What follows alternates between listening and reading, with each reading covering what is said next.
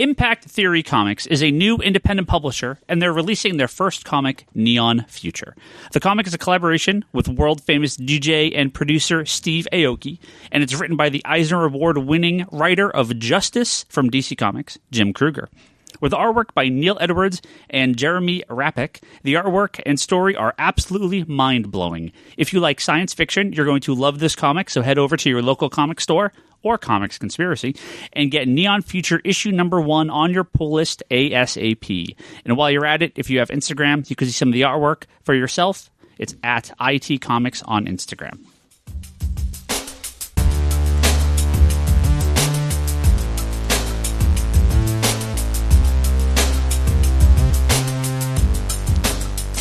Hello and welcome to the Comic Conspiracy, episode 385 for the week of January 22nd, 2019. My name is Ryan Higgins, who's here with me this week. Brock Sager. Kevin Sharp. And Charlie. Yes! And Charlie, we're back. Get it in, Charlie. We're back. Finally. It's been a while. It's been a while. I know. I tried to get you to do one last week. I know, and I made people come back this week. No. My favorite is that Scott's like, I'm in. And Crickets. He's picking up his Aquaman ticket right now. Oh, okay. So he's on his way. Excellent. Fantastic. We've got a bunch of stuff to talk about this week. I want to tell a story. It's story time before. Higgins story time. Did I tell you any of this? No. I don't know if I told you any of it. I'll know if I told you. So, or you told me. I don't generally dunk on customers, all right? At least not publicly, all right? This I don't believe is a customer. This was a random internet query for us, and it led down this amazing rabbit hole that I just have to share. Okay, we got sales charts coming up. We got some other news. And we got a bunch of stuff to talk about. You mean the fixed sales charts? But I wanted to tell this story first before we go anywhere. So on Thursday, I get an email from a woman that says they have a Silver Age collection that they're looking to sell. All right. She says it's worth approximately $3 million, and there are comics... Can you hold on a second? Yeah. And there are comics in this collection that were believed to not exist. And if I would like to get a copy of the list and some pictures. So my first reaction is, let's see where this goes. Okay. So first of all, when I think $3 million Silver Age collection, I think copies of Spawn, right? I mean, that's just the first thing that goes to my head. Do you assume that it's not a good Silver Age collection? Well, okay, I should... Never mind the value. I'm just waiting for the Nigerian prince to get involved. It said Silver Era. And that's the key right there. Not Silver Age, Silver Era. Because I would think somebody with an actual, not to step on your punchline here, but I would think somebody with an actual $3 million Silver Age collection would not be calling up comic stores to unload it. Emailing. Just out of the blue. Yeah. Right. Wouldn't you, call Sotheby's or Christie's or something? I mean, that's Heritage Auction. Yeah. Right. So, a $3 million Silver Age collection, absolutely, that can exist. High-grade copies of every Marvel #1 and first appearance, that's easily $3 million. No, not even a question, right? 300 comics, $3 million, again, very possible, right? Super high-grade 9.6s, 9.4s of Marvel Silver Age stuff, maybe a 9.8 or 2. Yeah, you can easily hit $3 million with this. So this is not out of the range of possibility. But again, all those red alerts are going off of my head, right? So she sends me the list. And it is indeed Silver Age comic books, right? Now, the thing about... And one copy of Spawn #1. The thing about is comics believed to not exist. If you told me there were Golden Age comic books that were lost at the time that people have never actually seen a physical copy of, totally believe it, right? Possible. I mean, it's 99% of them people have copies of or at least know about. An unknown, hereto unknown Golden Age comic or Platinum Age, like the stuff like right prior Golden Age, like the stuff when it's all comic strip reprints. Yeah. I believe it's possible. It's very unlikely, but possible. A never before seen comic from the Silver Age, I find impossible. I don't think there's a book from that time period that has not been documented thoroughly by this point. Hey, I wasn't a believer but then Stiltman first appearance came in the store, so you know. I mean, I could see there being a case where something never went to a full published run or something like that, got pulled before, like prototype copies or something. Or but even something that people know about, right? I mean, there was comic fandom in the 60s that was already tracking this type of stuff. Oh, I'm not saying there wouldn't be somebody who knows of it, but I could also see somebody assuming that because most people don't know the existence of a comic, that means... Well, it's like what Phil... who was the guy that got the stuff for Action? The unpublished works for that Action issue? Like, he got all the original. Yeah. Was it Denny O'Neil? I can't remember who it was. Yeah, I know what you're talking about. Yeah. But those were never printed in a comic book, but they had the templates. Like they had the art. But wasn't that stuff in like a stack that they used to let people just grab from? Yeah. Which means if somebody grabbed from that stack way back when, again, I could see an argument that nobody knows those works exist. Because, right. Yeah. So, but a published comic from the Silver Age that nobody knows about, I find impossible. Right. So, I get the email. I open the email, and it is indeed Silver Age comic books. It is Avengers. The attachment. The PDF. It's Avengers. It's Amazing Spider-Man. It's Marvel and DC stuff from the 60s. And then I start looking at the fair market value prices attached to these comic books, right? There's no Amazing Spider-Man #1. There's no Amazing Fantasy 15. There's no FF #1. There's no, X-Men #1. Nothing like that, right? But there is early issues. Like Avengers, like 4 and 9 and 10 and 12, right? And some of these books are listed at $1,000, $1,200, $1,500, which is the price of a 9.2 near mint copy, right? Now, are her copies 9.2 near mint? Unlikely, right? Possibly, right? It's possible, but unlikely, right? Because that's just how this works. But then a couple things start jumping out at me. Avengers #4 is priced at $155,000. Huh? Now, there was a copy of Avengers #4 that sold for I think $130 or something like that. It was a 9.8 through Heritage, right? Yeah. You have a 9.8 copy of Avengers #4. You're valuing this at $155,000. Okay, again, highly unlikely. Yeah. Maybe possible, but highly unlikely. So every book is like the near mint or higher price, right? And we're talking stuff again. I start to get down to some other books. Brave and the Bold, #60, second appearance of Teen Titans. That sounds right. First Dawn of Troy, $160,000 is their price on this book, and I'm like, all right. Where does this price come from, right? Yeah. So a couple of emails go back and forth, and one of the emails is like, it sold for $1,600 10 years ago, so it is worth, it has been 10 years since, so it is worth 10 times the price, right? And I'm like, well, that's not how this works. That's not how any of this works, right? But if that's the case, why does this not apply to the Avengers #4 that you valued at $155,000? Right? Scott's coming in the back end of the story here. You can rewind 5 minutes and I'm just waiting for you to do like a counteroffer. I have some comics from 5 years ago that I've heard this story. This was a good one. Yeah. So I'm like, look, I go, I don't know if you've gone to a store. I don't know. I'm sure you've done your research, but I was like, let me give you some info on kind of how grading comics works, right? I mean, you have price guides. You really have to kind of look at the stuff to see what the condition it's in. But also look at Overstreet, look at sold eBay auctions. You're going off like higher than the highest graded CGC version. Yours is raw, right? Again, there'd be like a random issue, like an FF annual #2 was like $30,000. Like where does that number, like in what world is that? I mean, maybe she was looking at like original art from it. Like I don't like these numbers are just some of them like kind of make sense if you have a near mint copy. The rest are like I have no clue where this number is coming from.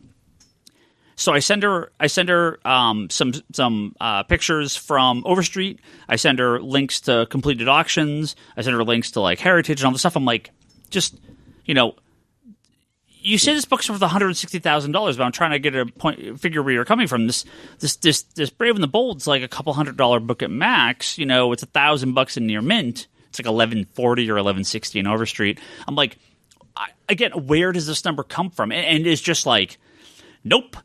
I want $3 million. I may take $500,000 off. You must know rich people in the Bay Area. You must know some rich engineer that just wants to start this amazing collection. I'm going to hold on to it until I sell it for $3 million. Ryan, I've got a collection for you for $3 million. No, if Scott comes to me and says, I've picked up some shit through the years, I'll be like, oh, yeah, okay. I trust Scott knows what he's talking about, right? Like, I don't know. I want to sell this lady my collection. I have to assume she was in like North Carolina or something like that. You don't start in the Bay Area. She's obviously exhausted every local resource shopping this thing around. Now it's starting to hit West Coast stores, right? I think they laughed at her. Do you ever wonder what it started at? So I had a guy that came in here. Oh yeah, I remember this guy. The Excel like printout. Yeah, like 5 years ago maybe at the old shop. And again, a lot of Silver Age books. I feel like I haven't even talked about this on the podcast. It was nothing good though. Was the problem? Like Silver Age comics just don't mean it's worth money just because it's from the '60s. Just because it's old doesn't mean it's worth anything. He had random issues of Jimmy Olsen that have sold on eBay in the same condition he had them for $5, right? He wants $150 per issue. They're not even near mint. If they were near mint, they might be worth half that, right? And then I talked to mean you would give him half that. And right, exactly. No less. It's Jimmy Olsen. I'm not going to move that anytime soon. A tenth, right? And so I what are you, Pawn He's Stars? like, well, what would you offer me for this? I was like, maybe it's $1,200 for everything. He's like, $1,200? It's worth like $50,000. And I'm like, but no, it's not. Sorry, I don't know what to tell you. Sell it on eBay. Yeah. for $50,000. Well, and I talked to some of the guys around here, the other owners, and they're like, dude, that guy's been shipping that collection around for 20 years. Like, he just can't get, guys, he'll never sell it because he'll never get what he wants for it, right? So, man, if you're buying old comics, know what the hell you're doing. Know what you're talking about. Just because it's old doesn't. Old comics. Well, yeah. Well, if you're buying too, make sure you know what you're doing because you can get easily ripped off. If you've suddenly got $3 million burning a hole in your pocket and this lady comes knocking, like, no. The best thing I would recommend to our listeners is ask direct message Scott about that. He can give you a good rundown, and then you guys can compete on Facebook auctions and get pissed off at each other. Let's assume. Hi, Jim. A fine, very fine. Let's assume maybe a 7.0 on all these books. She's got a collection worth $50,000, maybe, right? Yeah. $40,000. I mean, she had some good key issues in there. Avengers 4 and the 7.0s, $10,000 by itself, right? If it was a 7.0. Yeah, but I said, let's see if they're not 9.2s. They're definitely not 9.8s, right? Were there photos? No. She never sent me the photos. I would just want to get eyes on like a couple of these books. Right. Even in a picture. All right. No, I asked. Never got the photos. Oh, yeah. Funny. So this brings back the memory of the woman trying to sell that Star Wars #1. Oh, jeez. So Star Wars #1, I'm sure you know, has new been series. No, of the 70s. Right? Oh, the Marvel. Okay, There's just reasonably expensive in a 9.8. Sure, yeah, regular G's printing. And a 9.8. Maybe $1,000 if it's if it's a 9.8, maybe 9.8, probably a couple grand. But there's a 35-cent variant. That's the money book, right? 400, $4,000. 1,000? 9.8? Yeah, maybe more. Really? That's really rare. It's really rare. It's in a 9.8, probably more. It's very Marvel rare. had a lot of 35-cent variants in around that late time 70s, period, and so like that actually bumps the price of those ones. Yeah, up. it was like a test market thing. They had test 30 and 35-cent variants for certain test markets. So I have a couple of them. They're super rare. I have them for Nova, actually. I have the two Nova ones. Yeah.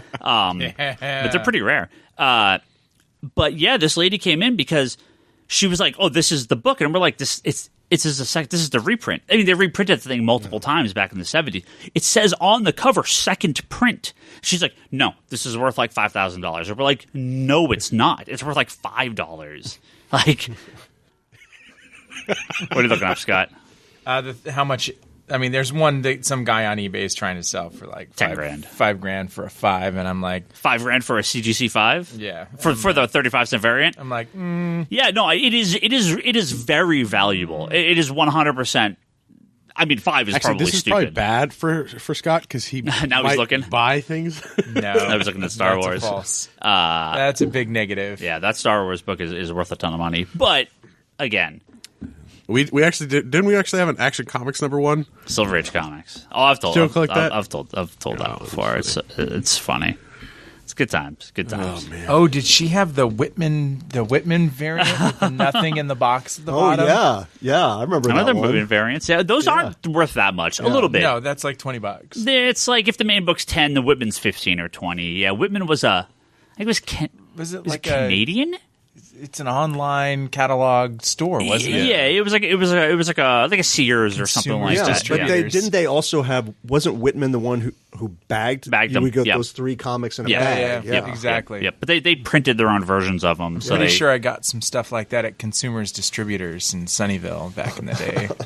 So if we're talking like rare old stuff, I have those 2 Nova 35-cent variants, but I also have the 2 the Justice League and the Suicide Squad? Is it Suicide Squad? What's the other book? It's Justice League and something. The Superman Comics variants with the Superman Comics logo on it. When they were briefly toying with the idea of renaming DC Comics Superman Comics. Yeah. And they did. Oh no, it's Firestorm. It was Justice League International. What would become Justice League America International, and then Firestorm. I have them both.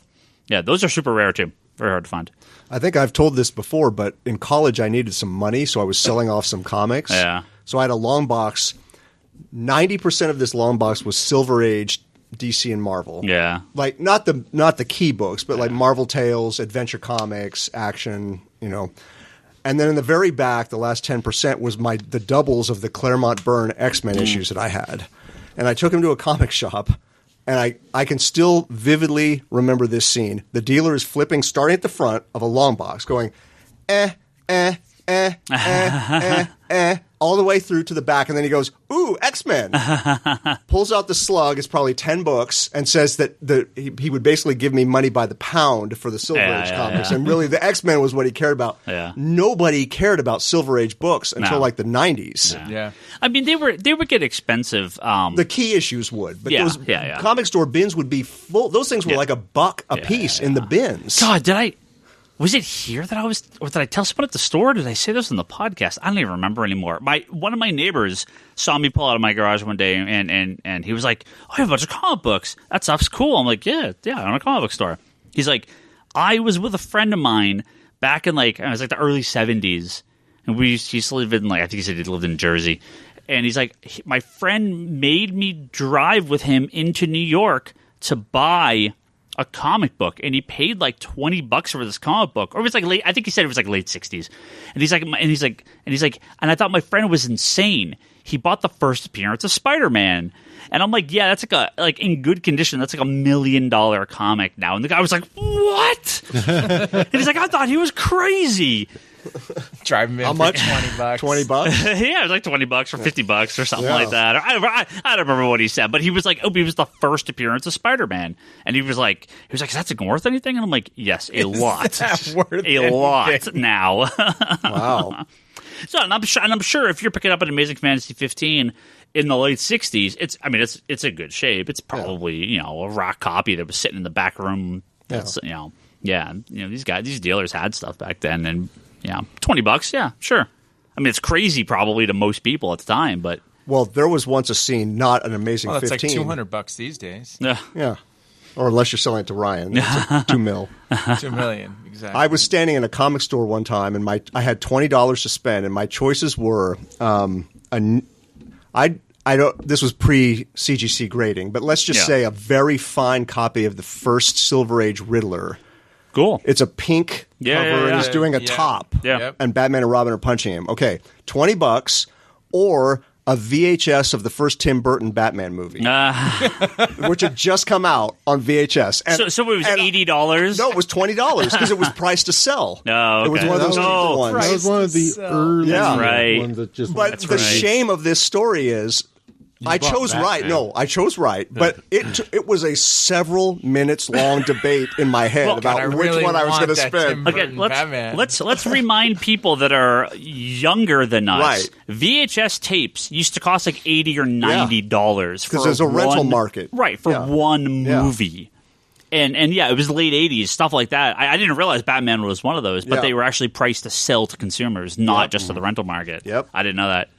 It was probably, I kid you not, 10 minutes of me like hemming and hawing at this store counter until I said, just give me the comic. Now you can get an upgraded fancy copy for $5. I'd probably get it on Blu-ray, yeah. That's awesome. But that Riddler comic that thing is way crazier. Oh, yeah, of course. Dollars now.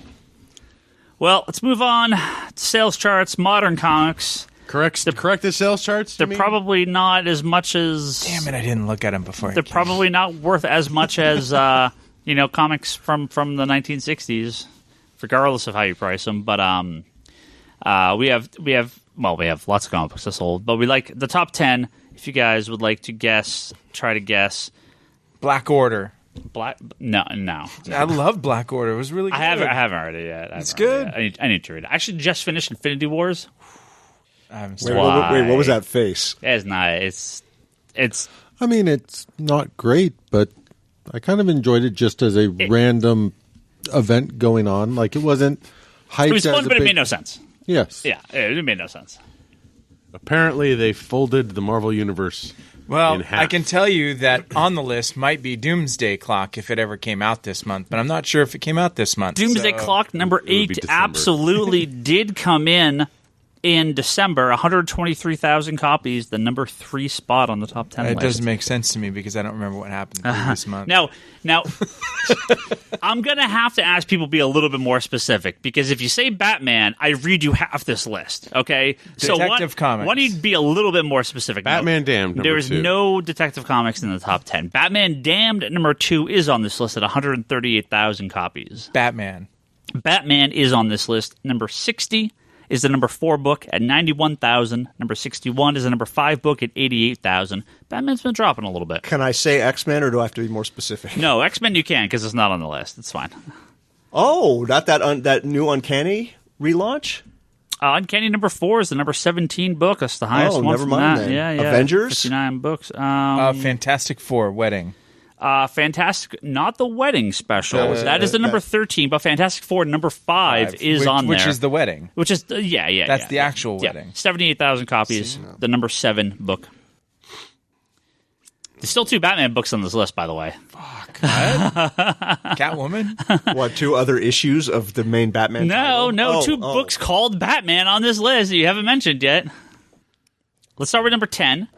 It's a DC comic.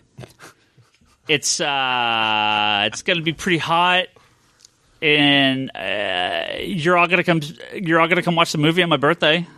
You don't know it yet. Shazam! You're gonna do the floss beforehand? Shazam number 1. It's the number 10 book at 66,000 copies. Well, let's just pause here and say, what a time to be alive when a Shazam comic is in the top 10 selling comics. It was such a drag, for so many years. For decades. It's the first issue, and it's not going to happen again. And it was good. It's John's. Yeah, but in anticipation of a Shazam feature film in the theater. Unreal. These are crazy times. It is. Because he was just such a rental character in the 70s, 80s, 90s, 2000s, 2010. You're just going to ramble off numbers. Number 9's a Batman book you haven't mentioned. Year. Well, probably Brock's favorite comic of December 2018. I know it's the Scott Snyder.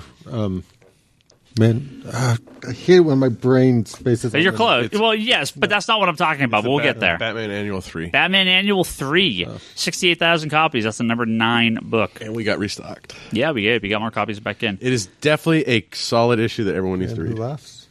Number 6 and 8 are the same book. It's Marvel. Are the same book? It's the same, well, not the same issue, but 2 issues of the same series. Amazing Spider-Man. Amazing Spider-Man. Yeah, buddy. Number 12 is the number 8 book, 75,000 copies. Number 11 is the number 6 book at 79,000 copies. You got Batman, you got Doomsday Clock, you got Batman Damned. Now, Charlie, number 1, Batman Who Laughs. Number 1 is the number 1 book of December, 220,000 copies. Keep in mind that also does include many store-exclusive variant covers as well. So. Batman, Doomsday Clock, Batman, Spider-Man, FF, Spider-Man, Batman, and I feel like you're Shazam. singing the spam song at this point. What a! I don't think I've seen DC dominate the top 10 like this in quite some time. I think it's 7 DC out of the top 10 at this spots. point That's ridiculous. should kill off Batman. Yeah. I'm actually just too busy. Somebody needs to make a Batman spam song. I want that parody to exist now. Spam. So that is nuts. Oh God, you got him started. Wonderful Batman. Scrolling down the list here, some noticeable launches. Superior Spider-Man. If you notice your ears are bleeding, please report to the hospital. The whole menu ordering thing. You can order the Batman, Catwoman, Batman. Spam, and eggs and spam. Superior Spider-Man number 1. It comes to the number 12 spot, 66,000. That FF Wedding Special is number 13, 64,000. Scott, Which was? the FF Wedding Special. So both There of we them. go. I mean, that's a really good showing Where's for a Black book Order? like that. I'll get to it. Let me keep scrolling. Where's for Cosmic 5 Ghost minutes. Rider? Oh, no Cosmic Ghost Rider this month. Oh, did you get my email that I put you down for? Yeah. Cosmic Ghost Rider destroys the Marvel history. Well, yeah, Marvel, because yeah. if Punisher could kill the Marvel Universe, then Cosmic Ghost That's Rider... that thing, right? That had those ads? Yeah. Yes.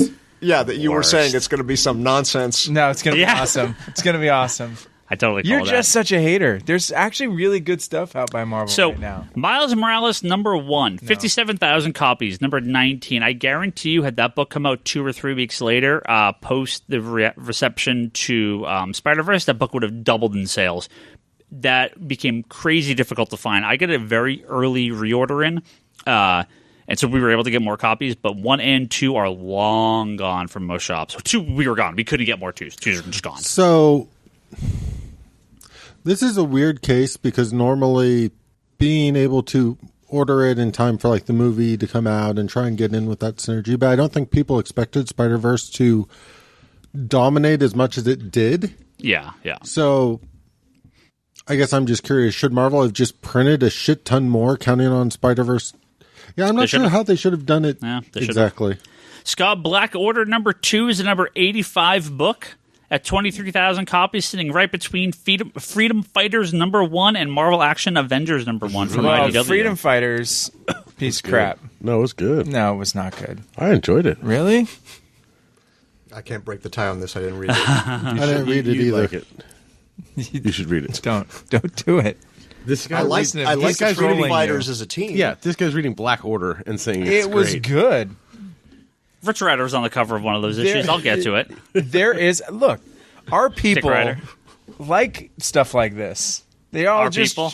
they just troll you because you don't ever Me? sing the What? praises of Marvel Comics. Have What you have you been reading Amazing Spider-Man? I'm a few issues back, but yeah. Oh, yeah. no, I am There's catching some- up. It's fantastic. Yeah. It was Well, one of my once top they 3 could- books of 2018. Once they come back together again, then it's much better. Like, what the fuck? You're just a hater.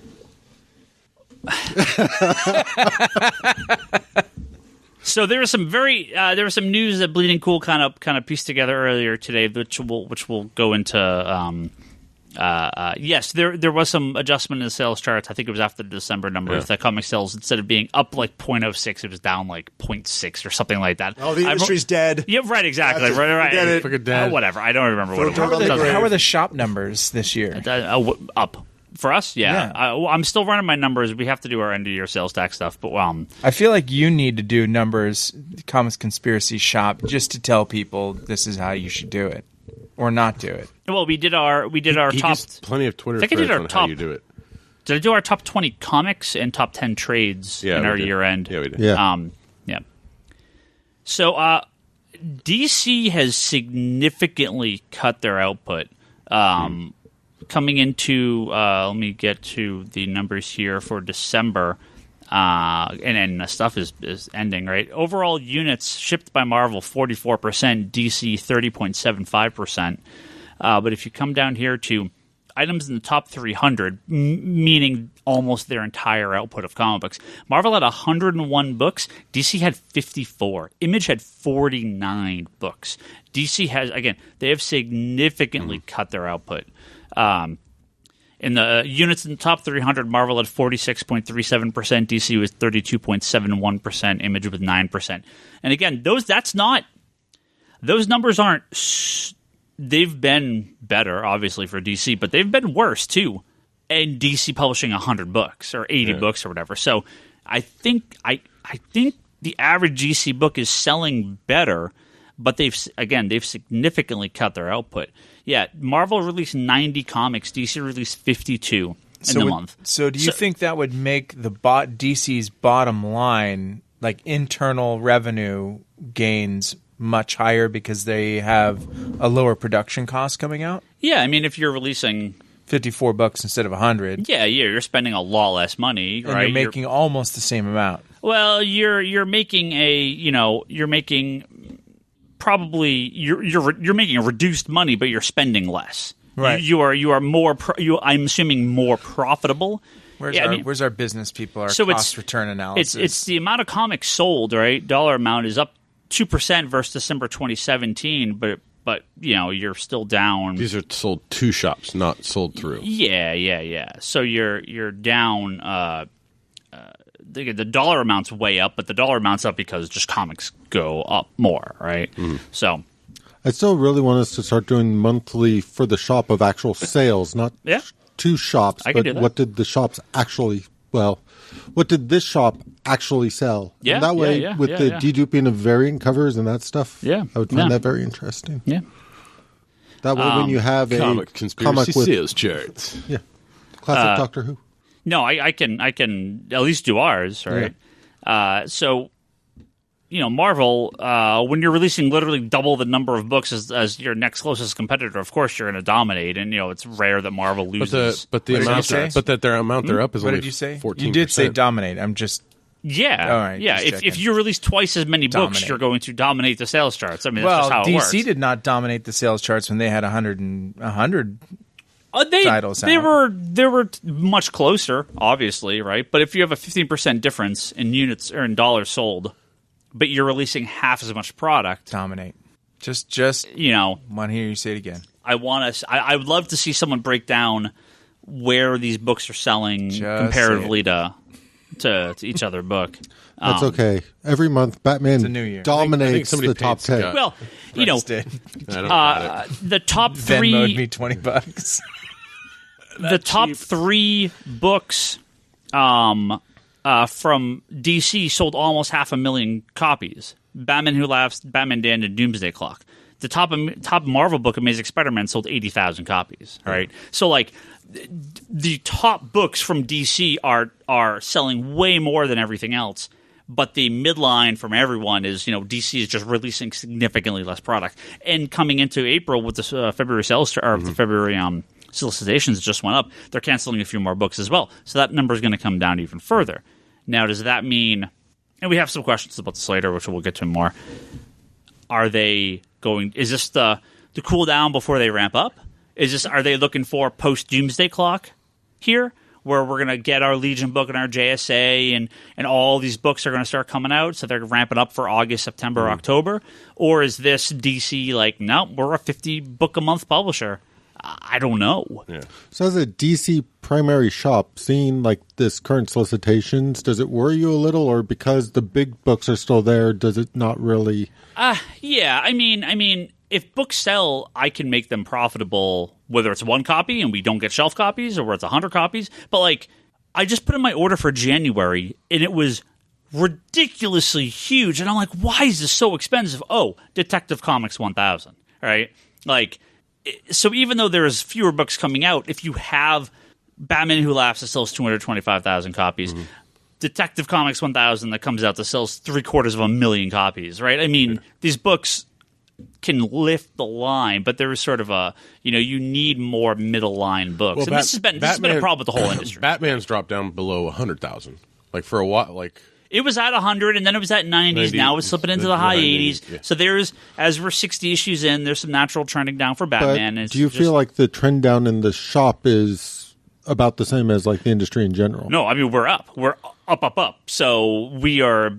We generally tend to buck those trends anyway. Like we've always been more DC heavy. Well, that's why I was wondering. But our Marvel numbers are way up too. So it's not just DC. Well, no, but that's why I was wondering specifically about DC having cut the line back to so many issues. If that, because I mean, we occasionally talk about how like, oh, when Marvel's doing shit, it absolutely affects the shop. Just like if DC's doing shit, it would affect the shop. Yeah. No, I mean DC's not doing bad. I think they're just let's trim the fat. Let's get down to a more manageable number. But that will expand back out. It always does. Yeah, I'm just wondering from a shop perspective if you're just like, as long as, because I mean, I would assume that Batman in the shop here is responsible for a fair percentage of your DC sales, and then of course you have your Justice League, and like none of those books have been canceled. I'm assuming the ones that have been canceled are kind of like, okay, so they may have cut their titles by 20, but that probably doesn't affect your bottom line as much as it would.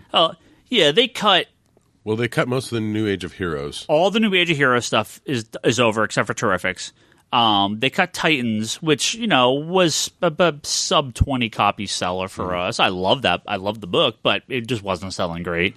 Everything they're cutting makes sense for the most part. Yeah. The books that are selling on average better than the ones replacing it. Now, will Naomi and Dial H and Wonder Twins, will those move? I mean, I think they just inherently will move more than some of those, but will they 6 issues in?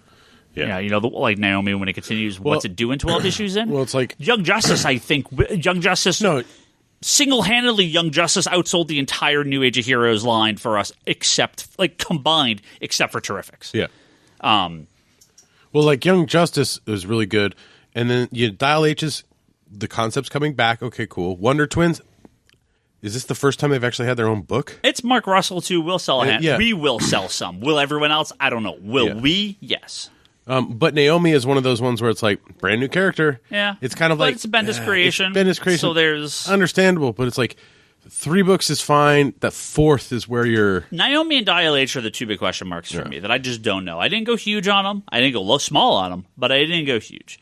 Wonder Twins, it's a mini. It's Mark Russell. I think that'll do okay. Yeah. And Young Justice is like a top 5 book for us right now. It's nuts. I mean, I don't expect 2 will sell as many, but it's still, we ordered a shitload of them. But replacing Silencer and Damage and all this garbage that they order, Curse of the Brimstone, no shelf copies of, and again, Titans books that I'm selling 3 or 4 off the shelf. If those go away, again, I think you can have them in as well, but yeah, it's unclear. I think we're getting ready for the ramp up. I think this is DC's like, let's pare back.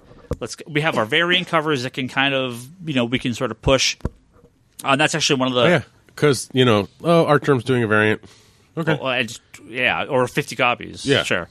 Let's actually move off from sales charts unless you guys have any questions. No. To one of the news stories, the DC solicitations that came out today, they were leaked over the weekend, but they officially came out today. Almost all the variant covers are in the DC solicitations, which is huge. Yep. We've been talking about this for years. So you see that Artgerm cover you want, you're not waiting until the day of FOC to find that cover. Yep. It's in previews when it comes out next week. Yep. It's in Comic Hub next week to order. That gives us 3 months or 2 months and change to push this stuff, as opposed to literally a day. Yeah. So thank God. Yep. I'm really excited they've made that change. I'm excited because I'm like, okay, because for the past few months I've literally just been Googling artist names and looking at the general image search and going, do I like that artist? Yep. Okay, I'll get the thing. Do I not like the art? Nope, I'm not getting it. And they've got some of the regular people doing covers, so it's not just all Artgerm and Matteo. Mitch Gerardis has a couple coming out for Flash. His Flash cover's amazing. They look great. Yeah, he's got a Flash cover that's awesome. He's doing 67, 68? I can't remember what issue numbers, whatever they are on previews. Yeah, the 2 issues. There's some sweet covers. It's funny because we literally were getting the cover for Batman Who Laughs #3 this like on Monday. Yeah.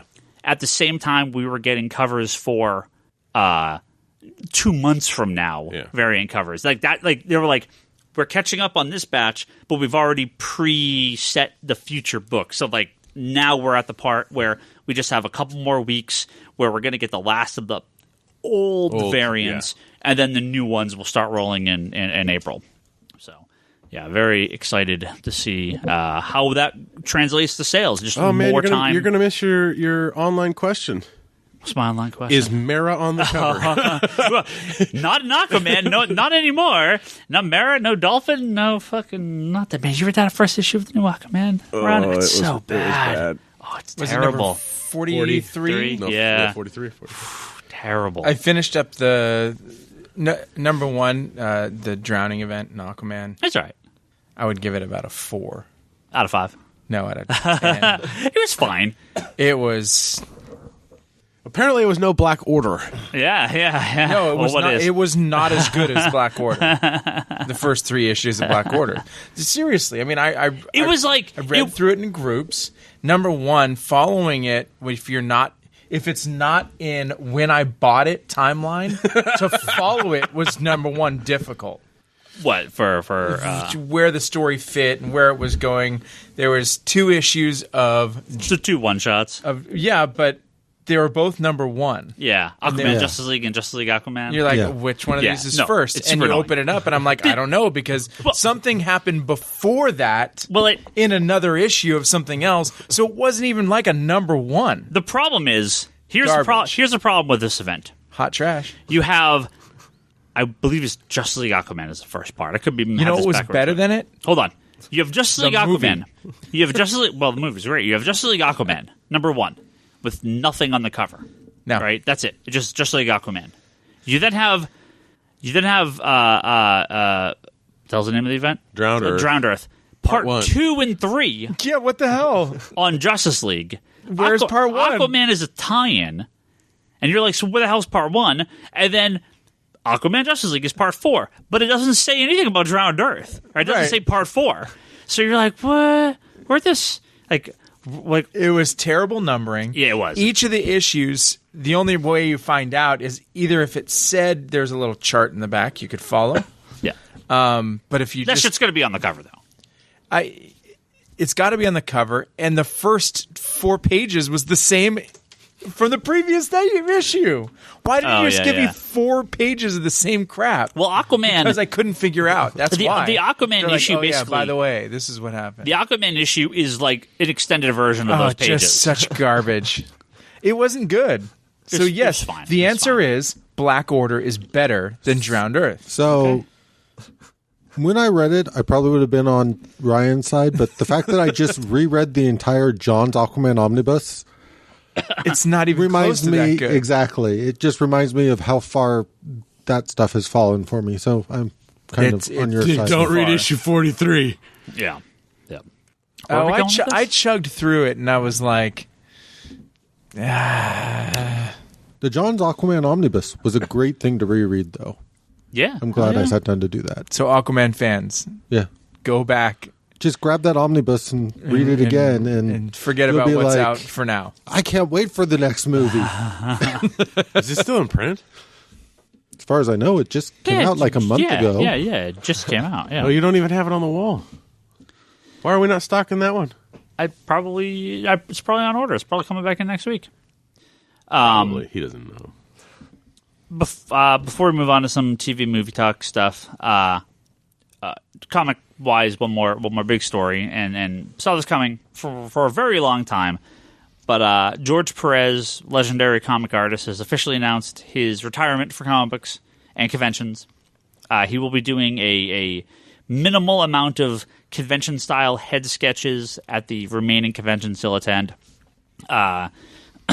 He's been having some major health problems over the last number of years. He's, at this point, I believe, like legally blind or almost blind. I remember he broke his hand back in when JLA Avengers was coming out, and it kind of never really fixed past that. He says a myriad of health issues, diabetes, heart ailments, vision issues. So number of problems there, which has prevented him from doing new comics. He will continue, however, to do Dragon Con, which he's local to, and Fetish Con.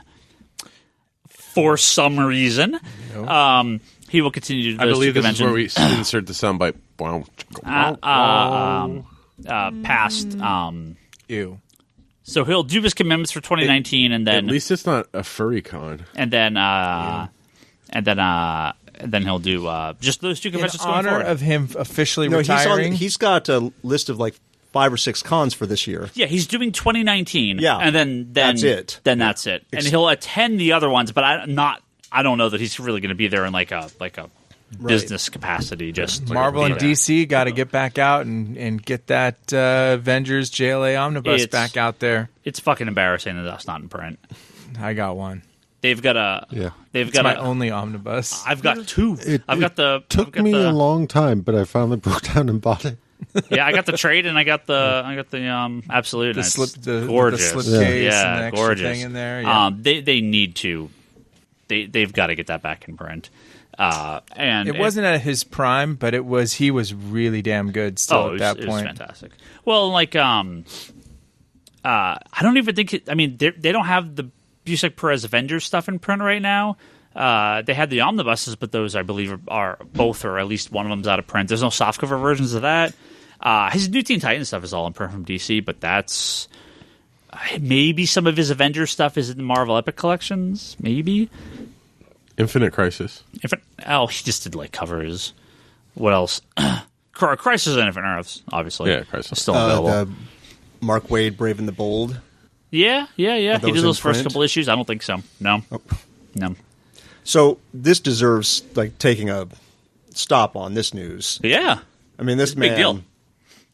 I'm going to sound like a Wikipedia page because I just had to write about this, but he started in '74. So you're talking about a 45-year career Yeah. in comics, Yeah. drawing pretty much every major character Yep. from the big two publishers. At a really, really high He drew level. Geoforce. So what can everybody chime in? What's Yeah. a Perez book that you love? And I mean, it could be like for the art or the whole book. I mean, my Perez book will be the Busek Perez Avengers. That to me, I mean, and you know how much I love Teen Titans, right? That book was exactly the book I needed from Marvel when it came out. I'd kind of cooled on Marvel. I was getting back in because of the Heroes, or post Heroes Reborn. I was getting back in because Heroes of it was Heroes Return happened and Marvel Knights happened, and that was like the perfect storm of books happening for me to just be like, I'm back in at Marvel, right? Those books are all so solid, and that Avengers was like, I mean, it's a who's who of Avengers in the early issues, and Perez is one of the most well known Avengers artists of all time, and Busek just has such a great just dialogue for all those characters. He just has such a history with them all. He knows so much about them, and he was able to make all those characters sort of fit together. Second might be JLA Avengers, only because that is just sort of like it finally happened. The ultimate book we've literally all been waiting for forever. But even then, that's Busek Perez. I don't think you get that without his run on Avengers. I think those two on Avengers and then JLA Avengers is like the ultimate Marvel Comics for me. I guess for me, it'd probably have to be Crisis on Infinite Earths. It's one of the earlier DC books I read. It's confusing as hell, but it's gorgeous even to today. It's the busiest books I've ever read. Oh, yeah. Oh, just for me, it's just the introduction to kind of that era when I would have, as a really young guy,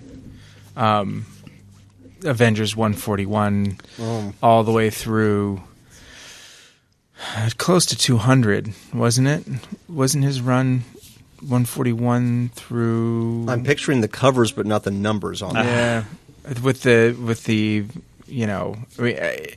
the Ant-Man ones and the ants are on everybody. Yeah, That's like yeah. 160, 161.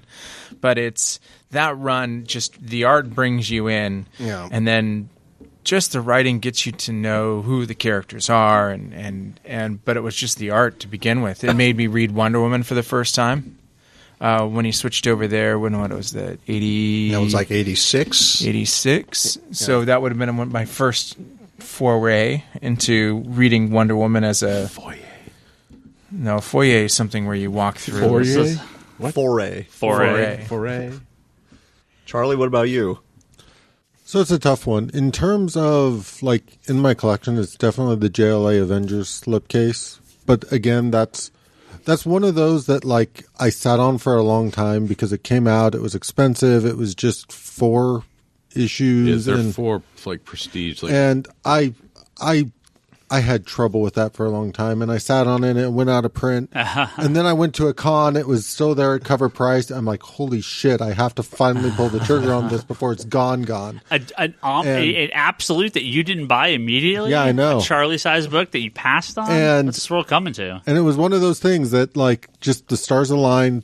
I got one more chance to get it, and then I got it, and it went in my collection, and I've sort of sat there going, like, I'm so glad I finally broke down and got this book, especially with how long it's been out of print. Yeah. So in terms of my, like, in my collection, that one sort of, like, holds a place to me. Yeah, it's sort of a toss-up, though, between story-wise, like, I'm not as into that Avengers run as you are. Like, I love it. I enjoy it, but it's not, like, a high point for me. The JLA Avengers is definitely a high point for me, but so is, like, the Teen Titans. Oh, so I was going to go back, and mine is the Titans. Yeah, for me, it's for nostalgia purposes. It's his run on JLA before Titans. This is when the Ultra Humanite was the white gorilla. Yeah. Because they had the Earth 2 crossovers. Titans, if you look at Titan, anybody who has the omnibus, are they absolute? Well, whatever. Omnibus. The hardcovers, and then there's the trades also.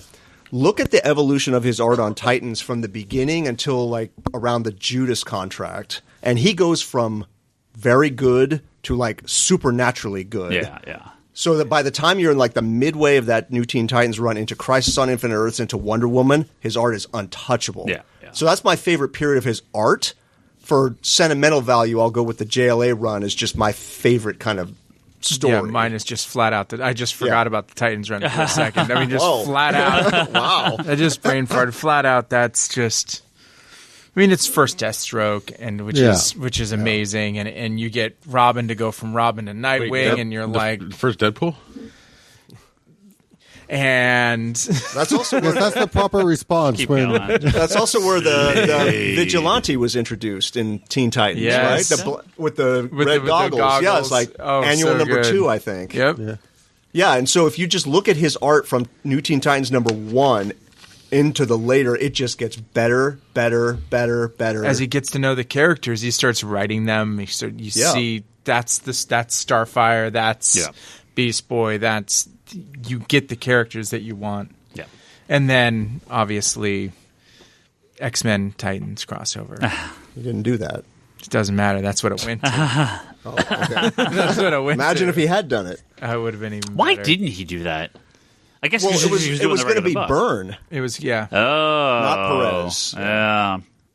Although, speaking of those two teamed up for Action 600, the Wonder Woman Superman Darkseid story in Action 600. Yeah, I can't remember who inked who. And then that Whatever Happened to the Man of Tomorrow with Perez inking Kurt Swan is beautiful. Yeah. I could go on and on this, so I'll just shut up. And No. we can move on. So what we've gathered from this is we need a JLA Avengers reprint done ASAP. There's very little of his art that should not be in print at all. I'm just curious if his announced retirement is going to up the cost of the single issues of those. I don't think so. Titans issues have skyrocketed in recent years. His Avengers run has just gone up because everything from that time period has gone up. Wonder Woman stuff has all gone up again. Wonder Woman stuff from that era is hard to get. Well, I mean that's all post-crisis. It's not that hard. It's just it's not super expensive, but it's a legendary run. I mean, again, there's very little bad run. There's no bad runs almost. There's very little even mediocre runs. Well, unfortunately, the health problems tripped him up later on. Yeah, like I mean, with Infinity Gauntlet, as just one example. Right. Well, even with that, and I get shit from this occasionally. Ron Lim, especially at that time, was like the perfect guy to take over for Perez. It's not the same, but he's in like same vein, the same wheelhouse kind of as Perez. And it never bothered me. And some people are like, oh, it's awful in the last couple of issues, and I'm like, but no, it's not. It's just it's like George Perez and Phil Jimenez, right? You're so influenced by she's so influenced by him that like Phil's stuff, I'm like, yeah, it's just kind of it's a very similar style that works and can replicate and it's not the same, but it has a sim feeling. And I never mind Ron Lim stuff on I love Ron Lim. Yeah, he's really nice too. Silver Surfer and super nice dude. And I'm Infinity Gauntlet and really stoked that I saw him at a show. 2 shows. I've been to like 3 shows total and talked to him at every show that I've been to. Yeah, he's local. Because I'm he's like, local oh my here. God, Yeah. it's Ron Lim. Yeah. And the first 2 times he wasn't getting a ton of work for whatever reason. And then I saw him just recently. Just boom. Yeah. You know, everything's a little more, and I'm like, good for you. How things going? He's like, they're going pretty good. Well, his royalties on the Infinity Gauntlet trade is the #1 selling graphic novel of 2018. I'm sure he's doing pretty well this past year. Yeah, so. hopefully so. My last Perez comment will be, I want to go on the cosmic treadmill to the alternate Earth where the JLA Avengers in like 1983 was done. Yeah. You've seen that artwork, right? Yeah. You've seen the promo stuff. Yeah. Did you do like 8 or 10 pages or something? Yeah. Yeah.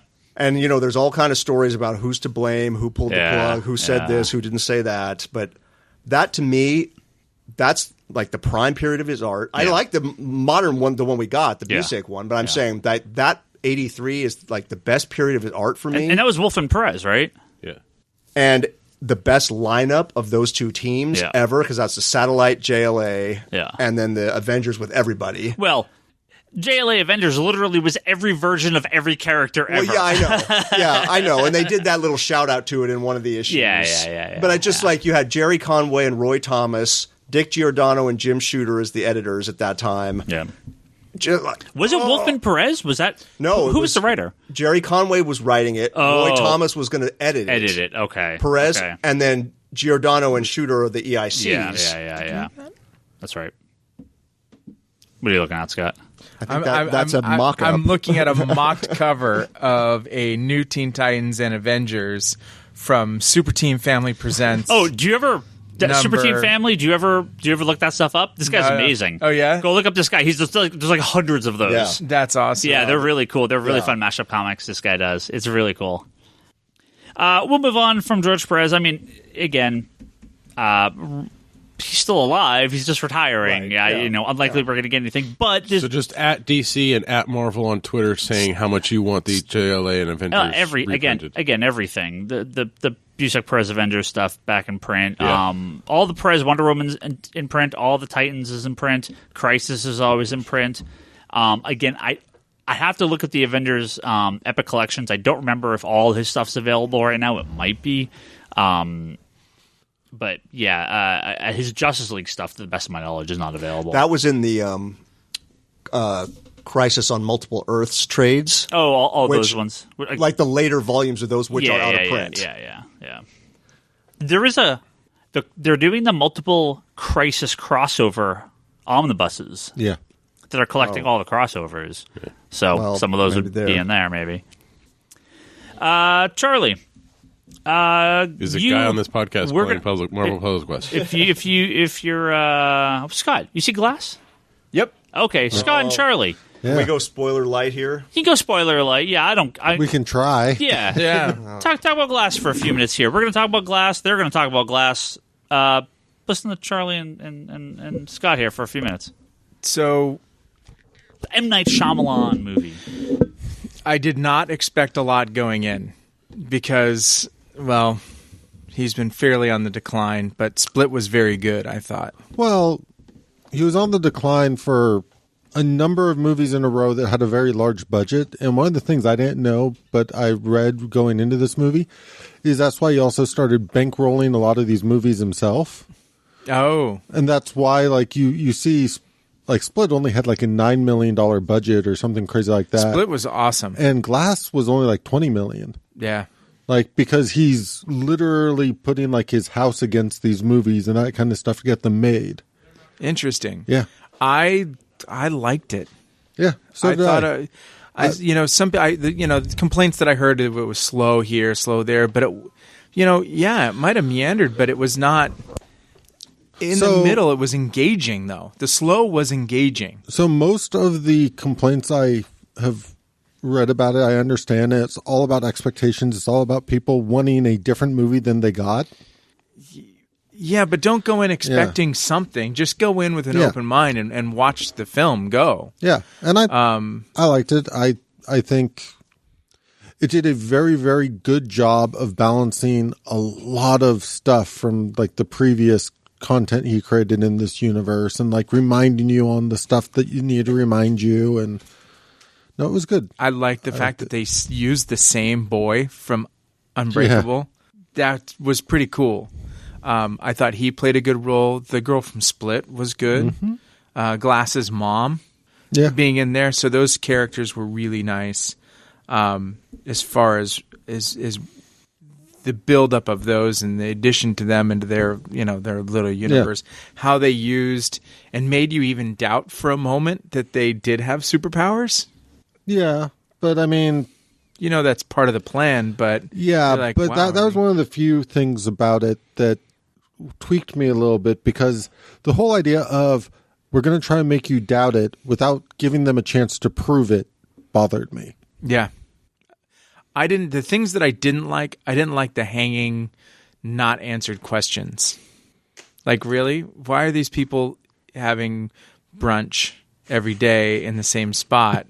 And who are they? Because it was cheap to film at, probably. Right, exactly. What's the 3-leaf clover? And that was not in any of the other films. No. And so it's like, could you just drop one of those and maybe a director's cut of the early ones? Or you know what I mean? So this is one of those few cases where I'm like, I feel like there's still story to be told, but I'm hoping they don't get to it. Just let us think. Just let us think. Not to mention, I kind of feel like this series of movies feels complete now. Yeah. I don't necessarily want this to turn into a new trilogy of movies. Astro City. Like, I have the story I wanted now, and we can leave it at that, even though it feels like they could do more. I loved the end. Yes, the end was very good. It was very satisfying, and that's all I'm going to say, because there's people here, and you guys may Kevin, not have seen it. There was an end. The end. Damn it! The end was good. Yeah. So, yay! I've never seen Split. I kind of have to, I guess, if I'm going to watch this one. You should. Yeah, Split's probably good. It's a good. Yeah, it's a good movie. Yeah, that's what I've heard. I thought as a trilogy, now that you look at it and put it together, I liked Unbreakable a lot. I liked Split a lot, and I liked this. They all kind of fit together. And just because you think you're going to get some superhero battle, it's a little more of a psychological thriller. Yeah, this does not try to be The Avengers. Yeah, it does not try to be a typical superhero movie, which I think there was a lot of expectation it would be, especially with a lot of the trailers and everything else. They try to make it, set it up like it's going to be one thing, and it's not. Yeah. Well, I remember when, so I've only seen Unbreakable, which I really enjoyed. I just haven't had a chance to watch Split yet. But I remember when Unbreakable came out, I really enjoyed the movie. But like a lot of people were complaining about it, and they were saying, well, this is like the first act of a movie. This isn't even a and then movie. It's like 10 years later. 10 years later, it's like... Well, Unbreakable... 10 years later, you go to Split, and then all of a sudden you're like, wait a second. These movies are connected? Yeah. What the hell? It's kind of weird to me, especially as a fan, that when Unbreakable came out, I wasn't paying a lot of attention to how well movies were doing or not doing. So it never even occurred to me that Unbreakable at the time was not seen as a success. Like, no, it always seemed like it was a success to me. Yeah, but when you kind of go back and you read some of the interviews about this, they talk about how, like, part of the reason it took so long for him to return to this was because Unbreakable wasn't critically received. It wasn't a huge financial success. If you go back, I didn't read that stuff. That's interesting. And if you go and look at like the numbers on it, yeah, it did not do phenomenally well in the theaters and all that. But it's weird because it's one of those, like, it's The Sixth Sense and Unbreakable for me that I always think of when I think of his movies. Like those are the two movies that my brain instantly goes to. I'll wait for the 3-pack on Blu-ray. You probably won't get a 3-pack. Damn it. Then Amazon it is. Yep. Well, it was... But Amazon, so I had a bunch of friends that just went out, a lot of guys in our alliance, went out to try to buy Unbreakable before they saw Glass this weekend. They couldn't find it anywhere. On Amazon, it was back-ordered. One of them had to get it on eBay, like 2-day delivery on eBay. But it was not, could not find. It's not available digital? No, it was not available on any of the streaming services. I'm sure you could buy it, find it, or no, it was not even available for rental on any of the major platforms. Oh, Prime. I don't know. So this was like the other thing that I found kind of fascinating. I read about this actually after I watched Split and did a little bit of reading. Like, from what I understand, they're not the same studio, which is why you won't get a 3-pack. Okay. Like, he had to go and get permission. Like, I can use these characters I created for Unbreakable, and he got permission and then worked it into Split and then into Glass. But yeah, but Very, no, it's very, interesting. It's a very unique experience. It's interesting that, like, he as I said, he fell out of favor with Hollywood because of Avatar, Lady in the Water.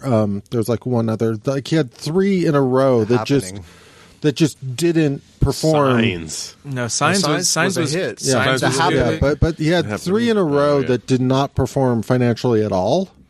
So, like, you'll notice the movies he did after that, if you look it up on like Box Office Mojo, started having like productions of like $5 million, $9 million, because he had to start bankrolling this stuff himself.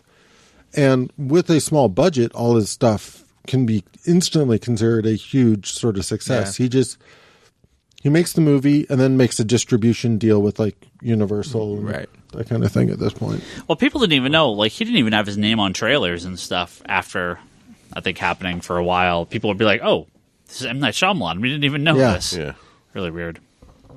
What else are we going to talk about? We got some questions. No. What? We're not going to talk at all about The Punisher? I haven't seen it. I'm almost done with Iron Fist. I haven't started season 1. God, you guys are the worst. I do consume a little too much TV. I'm not going to lie. I got to watch Iron Fist. I'm Daredevil, and about 4 episodes in. They cancel it yet? I mean, they must have canceled it today. They had right? an interview about with Joe about the Berthnall. How do you say his John last name? Berthnall? No, I think it's Bernthal. Bernthal. About the upcoming cancellation of it. And he's like, yeah, I'm good with it. I understand why I would need to get canceled. Yeah.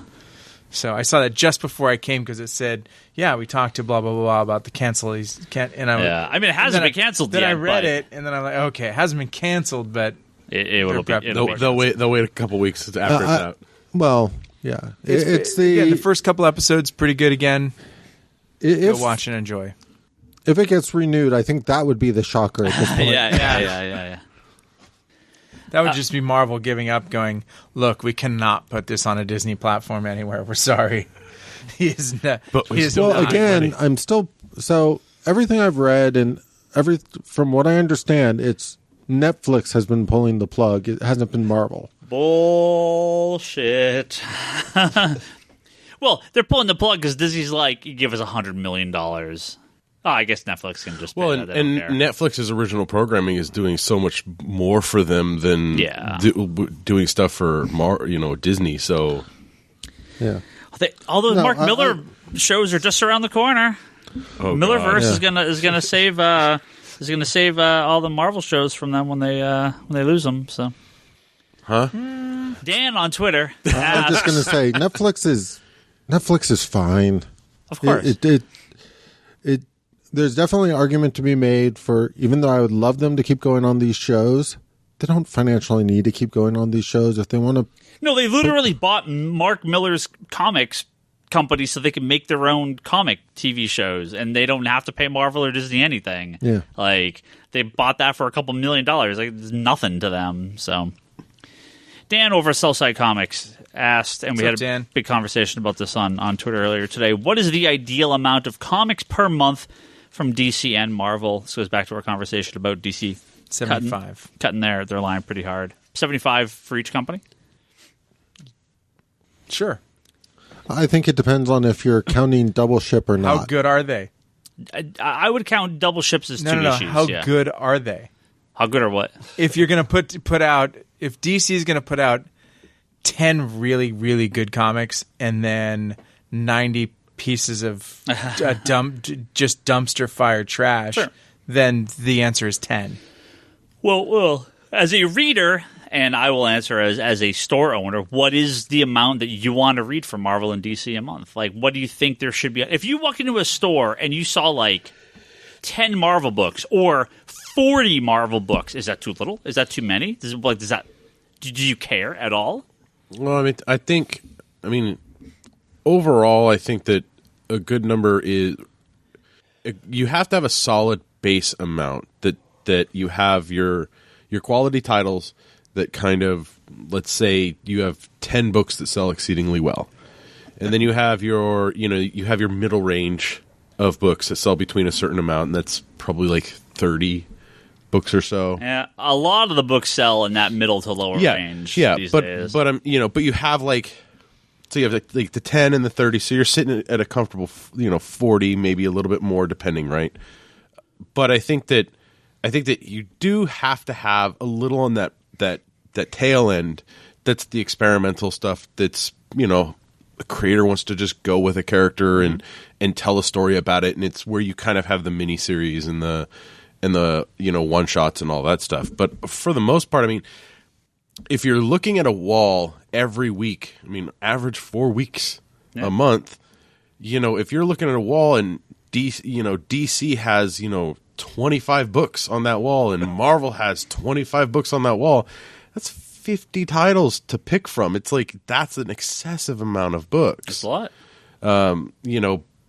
Years ago, I mean, what Marvel at one point Marvel was publishing 100 they've been like 120 before. That's not common, but yeah, they've been that high. And it's like when you have just so many titles and so much, so much to choose from, it's kind of at the point where you don't really want to, you kind of more focus on the stuff you really enjoy versus there's 11 books out this week. There's a new #1 from Marvel. I'll check it out because it's so. What is your number? I mean, I think a good 10 to 15 books a week.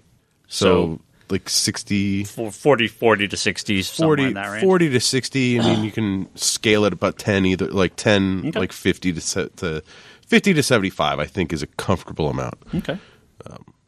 But again, it's... That's a big range. 50 to 75 that's a big range. It's a big range, but again, it's if you're so vague non-answer. Thank you, Brock. Give me a number. Give me a number. 60. Okay, 60 is your answer. All right, fine. Fuck it. Comics conspiracy owner Ryan Higgins wants 84 books per company a month because I have 3 shelves at 7 spots apiece. They can hold 21 books face out for both Marvel and DC. So if they provide me with 21 books a week, 84 a month, that is perfect. I feel like I hate having that. Really? I hate having that. I feel like that's no. I think that's too much. You want 14 a week? No. Because then when you go on the regular shelves, there's not enough space. Okay, so this is that's a very your reasoning is very practical. I understand your reasoning completely. No, I have more than all I'm going to tell you, all I'm going to say is variance. Sure, that's fine. Like that, the 21 and variance. Yeah, 21 Holy books. Fucking shit! There's more than that now. This week's not a good example. This week's not a good example. The more trash that's out there, the less I'm willing to pick up a #1 or a variant cover. I think. I mean, does that make sense? I mean, legitimately, I think. I just don't see less than 15 a week from any publisher or from Marvel or DC. Right. Yeah. I think that is the lowest of the low end, and we're going to get lower than that from DC, which I'm really curious because you have to also think DC has Vertigo, the kids stuff, Wildstorm. They have these other little imprints. So I'll give I'm just going straight DC, not any of Marvel. that stuff. No, not any of the. Well, that the other counts. stuff. You have to put that in Then there. if you're putting that stuff in there, you got to bump the number up. Then Okay.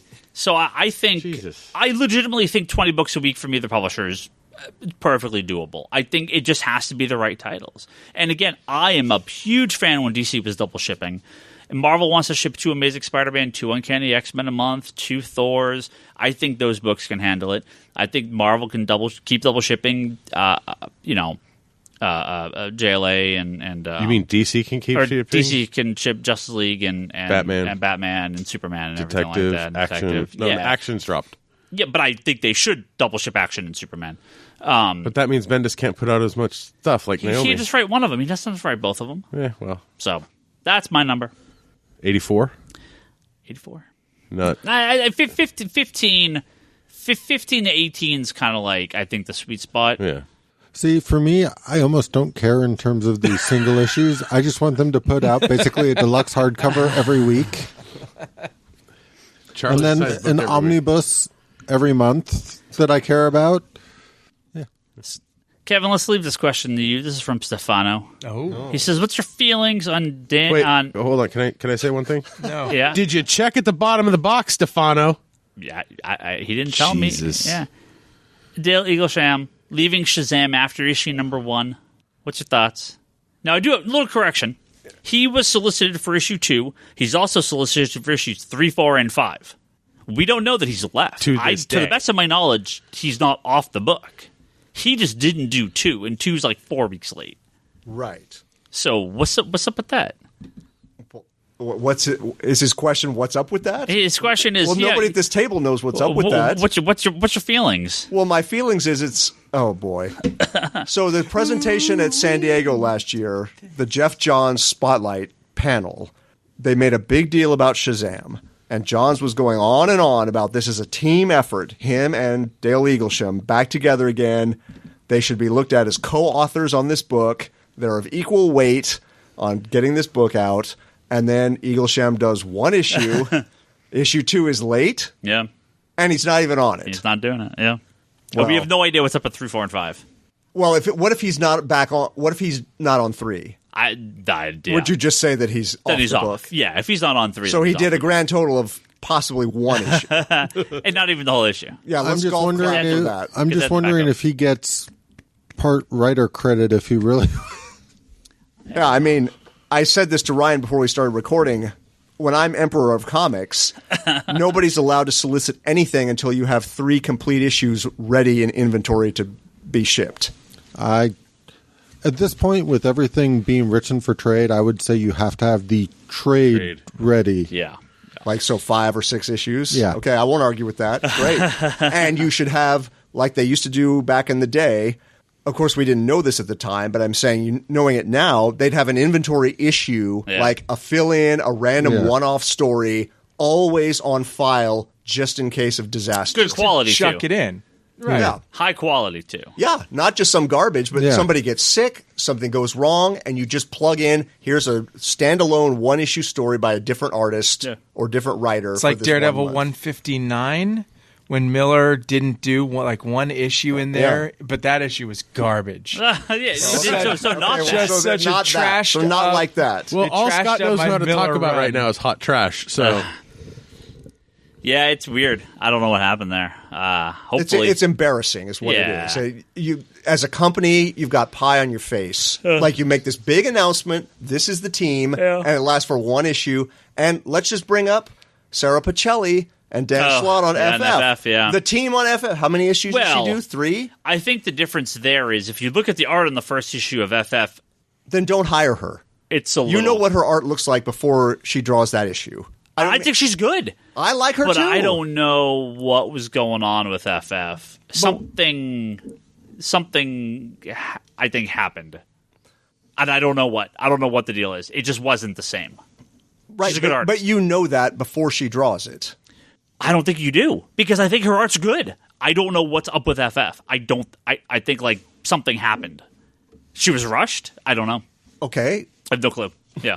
Well, all right. As we're Like, it's not talking, the worst. I'm actually flipping through the It's not the bad. issue, No. and there are some panels which I'm like, oh, that's why they hired her, and there's some panels where I'm like, Did she just forget to do this one? Yeah, well, that's what I mean. It's It's face in the weird. bottom panel there. Okay, It's weirdly But inconsistent. the point being, they solicited Dan Slott and Sarah Pacelli's bringing back the FF. Yeah. And she lasts 3 issues and she's gone. Yeah. Dale Eaglesham and Jeff Johns, as of now, have lasted 1 issue. They're just trying Well- to beat each other. It's embarrassing. Man. If you're a professional, you get the issues out on time, period. We're not chiseling Michelangelo's David, or we're not painting the Sistine Chapel. I'm gonna get some flack for this, but comic artists, man, like it's tough for these guys these days to do even 6 issues in a row. Why? I don't know. Jim Lee had no problem Some with it. people do, but a lot of people can't, right? You have guys like Scott Snyder and Greg Capullo who had planned fill-in issues for Capullo's schedule, so he would do 10 issues a year or whatever, right? And it worked. It made sense.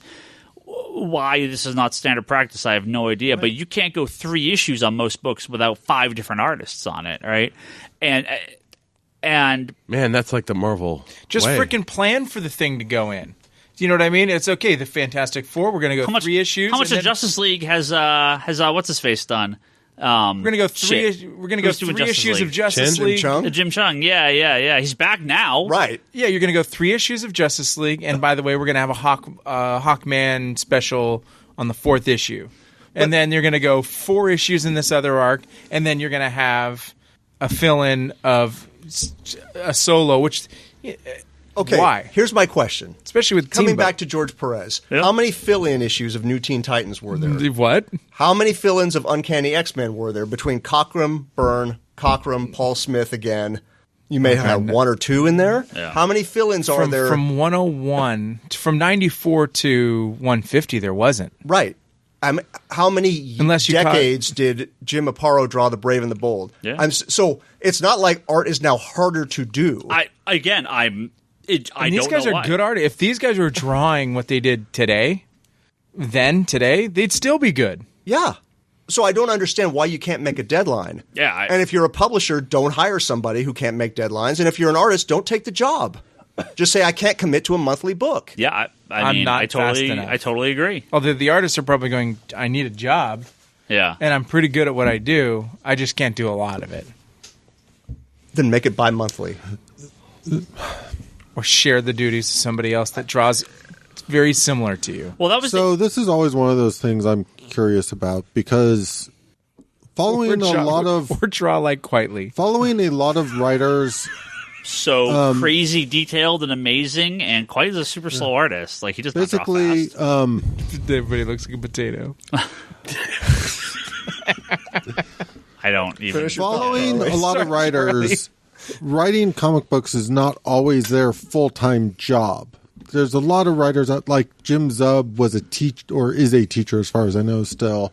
And I've been fascinated occasionally, even in like Hollywood and stuff. There's people who are like writing or doing some level of production on TV shows who, again, that's not their only job or their sole job. I don't know if, especially in this day and age, if artists can really afford to be like, okay, on this one monthly book, it takes me the entire month to do this book full time, if they can commit to that the way that they used to. I honestly don't know. I don't know the market enough to be able to say what is a quote unquote livable wage, but I also know we're not back in the 90s where it absolutely was a livable wage. Well, the other thing too is I mean, if you look at the demands of the industry as a whole now, artists and writers have con schedules more so than they used to. That's true also. And so their time is split from, writing or drawing, and then they have to go to a con, or, with DC, they have their creator, summits that they're doing quarterly or every half a year. And so there's a lot more stuff involved in the industry now. The weird part is the artists have now been able to do this stuff digitally for so long, and a lot of them do it digitally, and it's just the getting the actual material to the publisher doesn't take as long as before, and you don't have to be at the office to do it. But maybe that's artists were never at the office. No, but you have a good point with like the con schedule, because going to cons and talking to some artists and that stuff, someone will be like, I did 43 cons last year. Yeah. Which means they were gone. You had a travel day on each end. Yeah. So again, there may be ways to help sort of supplement the income and whatnot, but and then you have a baby. But what I'm coming back to with all of that stuff, you sign a contract, you're in the monthly periodical business. If you can't do it, don't sign up for it. Yeah. Like or if it's something like Ryan said with Scott Snyder and Greg Capullo, where they arranged what the schedule was and they had those fill-in artist issues, right? Like Batman with Tom King it's on such a rush schedule, but what they're doing a great job of, let's get this artist, a really great artist to work on just a handful of issues at a time, which gives them the ability to, I'm working on these 3, and then I'm not working on one for another 7 issues or something, and then I'm back on for another 3. Like, plan the schedule out a lot better than what they're doing now. And what is that video game meme you talked about, Ryan? Huh? The video game meme you talked about? The video game meme? Yeah, with John regarding Johns and Engelman. Who? Oh, Jesus. The saying from EA. Eagleman? Oh, EA's unprecedented partnership with Nintendo. Yeah. Well, Eagle Sham and Johns have an unprecedented partnership of one issue. So we'll see where it goes. Well, I hope Stefano got his money's worth with that question. And I bet you he's checking it at the bottom of every one of his boxes. Enerbon asks, if I have all 3 Green Lantern omnibuses, do I get the Blackest Night omnibus as well? Obviously. Yeah. I ordered it. Charlie ordered it. I struggled a little bit, but yes, you do. No, of course. That's not even a question. Of course you So, here's my thing. You only double up on the Blackest Night issues. Everything else is... But I already have the Absolute also. It's fine. So do I. And I have the hardcovers. I have them all. And the singles. Yeah. But not the softs. Singles. Hardcovers. Absolute. That. Ooh, I'm getting like Sandman numbers of how many times I own Blackest Night. It's getting close. Tim asks, I feel incredibly disillusioned with comics. Can the panel please give me some hope? I guess he doesn't ask that. He states that. Tim, this happens all the time. Here's what you do. You look at your stack. If you have stacks of comics that you buy weekly, what you do? Ryan, can I cut in? You can cut in because he's one sentence in. He hasn't even started his thought. Because Ryan's helped me with this. I was almost out. I got frustrated and I was disillusioned. And I was a comic collector on the edge. You're hardcore. And I was almost done. And Ryan looked at me and said, what do you want to read? Just go look at the wall. What would you read right now? He's like, just get that. And don't worry about anything else. Yeah.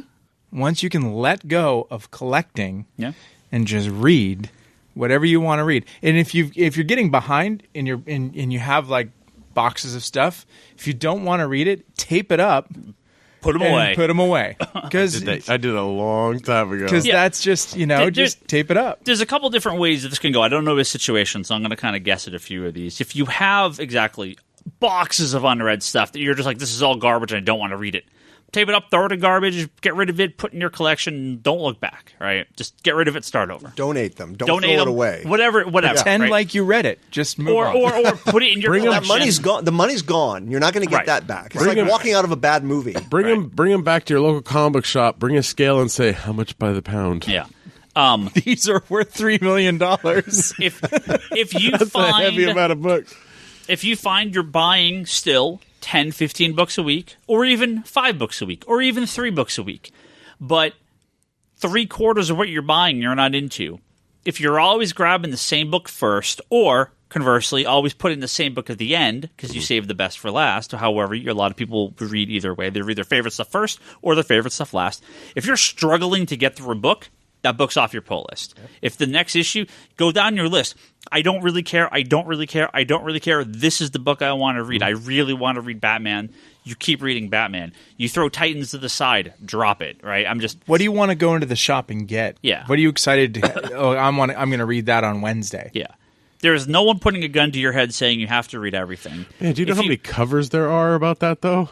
If you want to participate in the greater Twitter comics debate about comics every week, if you feel like you have to know everything to be in a store, look, I mean, you can read synopsises online.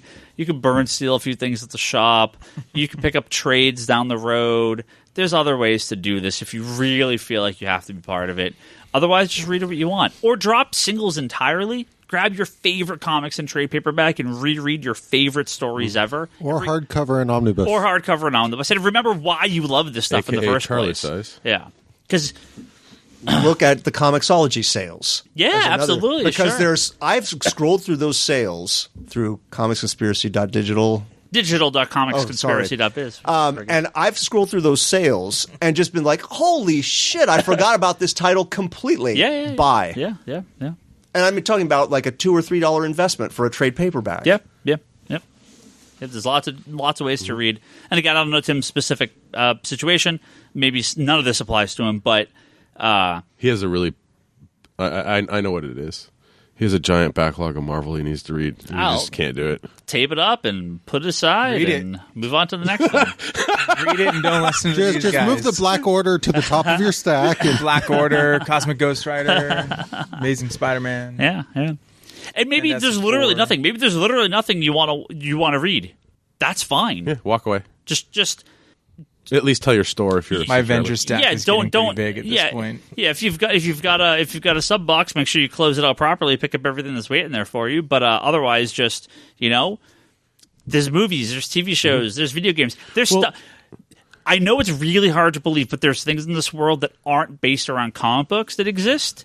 They're really hard to find, but you can go and you can watch a movie or go to a concert or watch some Netflix and do other stuff, and then just like maybe someday you'll hear about a really cool comic again, and you're like, I want to get back into that. So. I remember when I left comics in my early 20s, after high school, and I was in college, and I was just too busy to be reading anymore.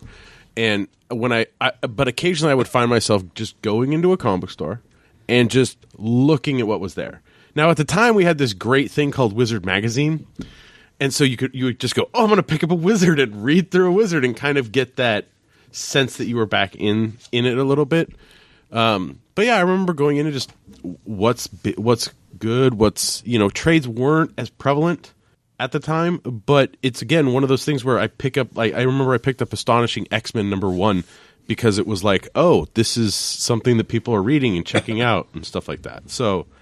Yeah, you can always come back. And with trades being so prevalent and digital books being so prevalent now, I mean, just jumping in whenever you want is not going to – it's not like going to make or break your wallet.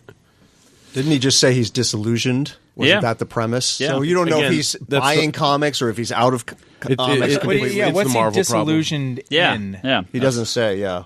So I And don't that's- know, but that's- But one thing you could ask yourself is, if I could only buy 5 comics every month, period, would that be a hard challenge? Like if your pull list had to, for financial reasons, whatever, be reduced to 5, could you say, oh, no problem? Or would it be a struggle? Man, that would be like all Batman books. Well, if it's no problem, then ask yourself, why am I getting the stuff beyond number 5? Not to cost a comic store money. Yeah, You should buy everything. Well, and again, we need more whales. A customer who cuts their pull list back to their favorite books is a customer that keeps reading comic books. Yeah. A customer who feels like they're drowning and has to buy everything and can't afford stuff, they cut out entirely, right? Right. I mean, So- I was down to 3 a week, maybe, and now I'm back to. But you're not crazy. No, I'm back to probably 10 to 15 a week.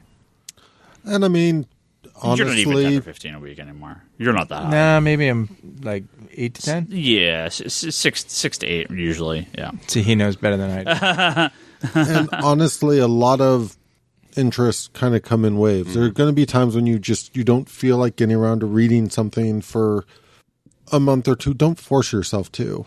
The comics will still be there for you if you have other stuff that's a priority right now. Or if you're like Scott and you're very trusting, you can basically tell Ryan that put anything in my pull list that you think I would like. No, that doesn't work anymore because of the hub.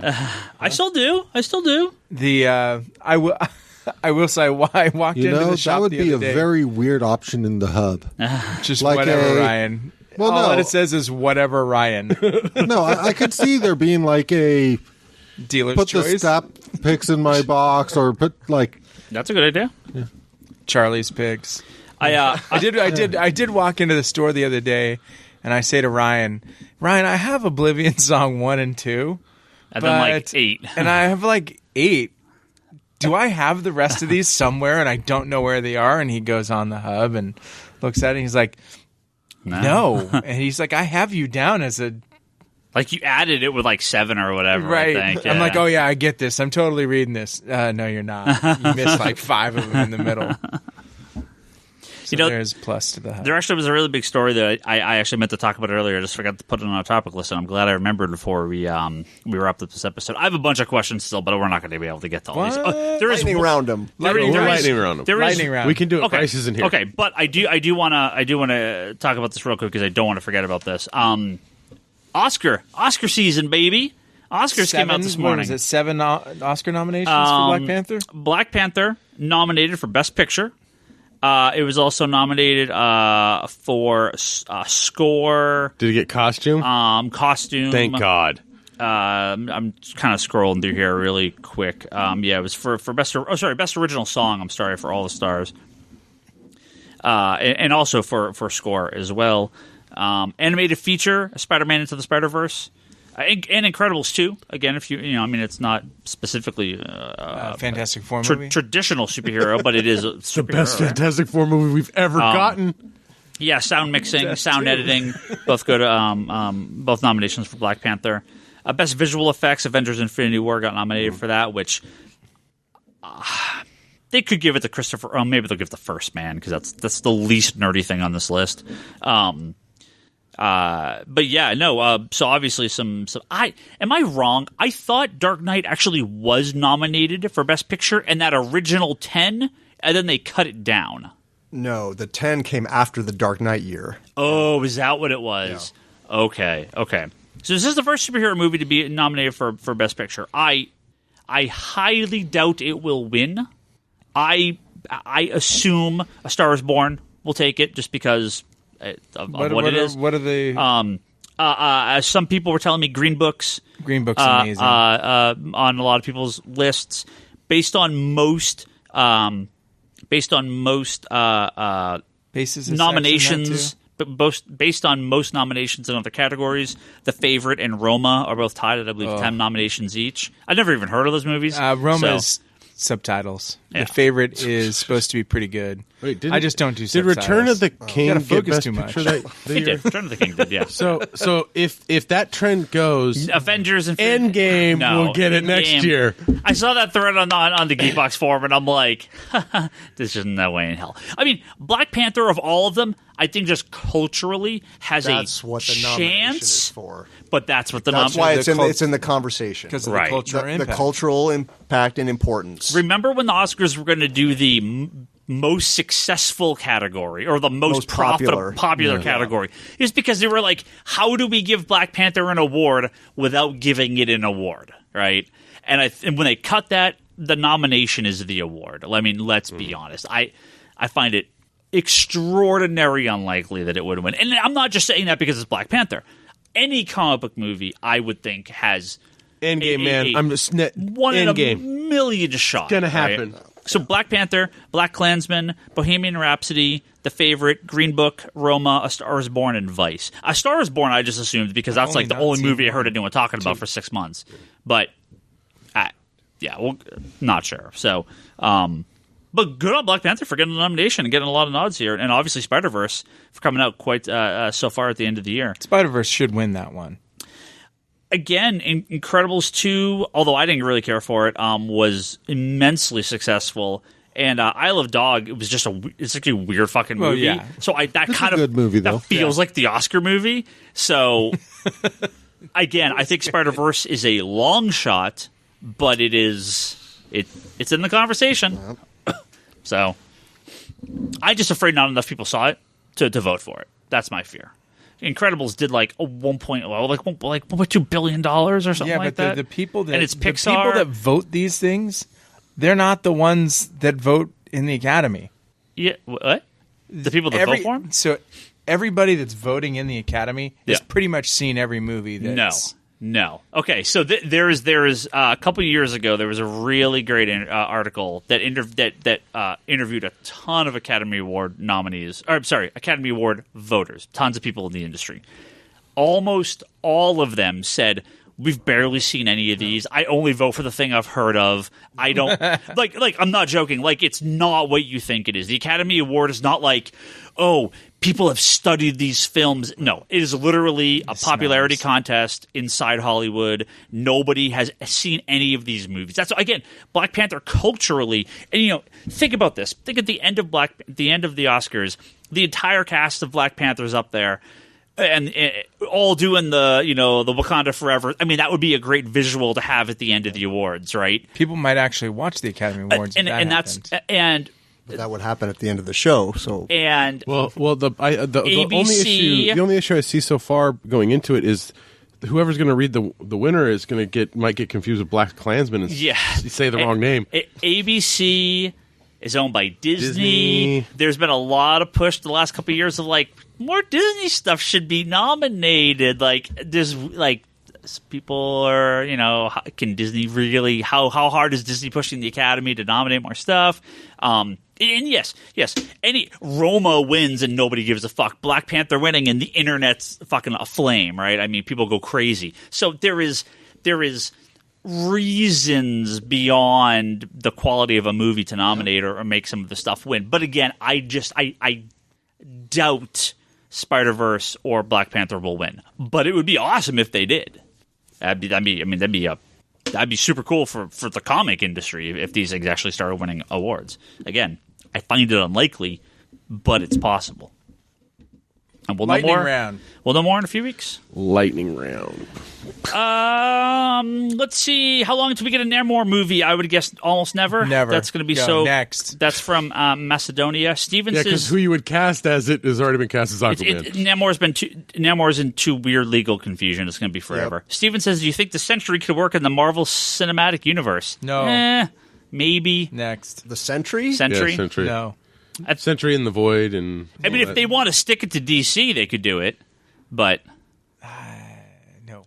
I feel bad for Hunter here because I think this is the second time he asked this question. I literally didn't know this came out, and I haven't seen it. Huh? Is it about binding? No.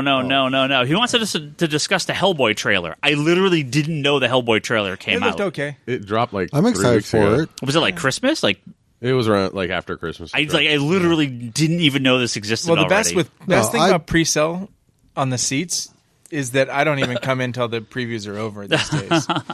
20 minutes after the movie started. But I saw it once on accident. It looked pretty good. So I was a big fan of the previous Hellboy movies, and I thought it's a shame they didn't get the third movie, but I thought the casting to sort of reboot it was good. I was a little surprised because one of the things that they were really pushing is this will be darker, and the trailer didn't make it look any exactly darker. The same. Yeah. But no, until they make a Hellboy movie that I go to and don't enjoy, I will just keep going to see Hellboy movies. Sure. It's like Mission Impossible. I'll go see it.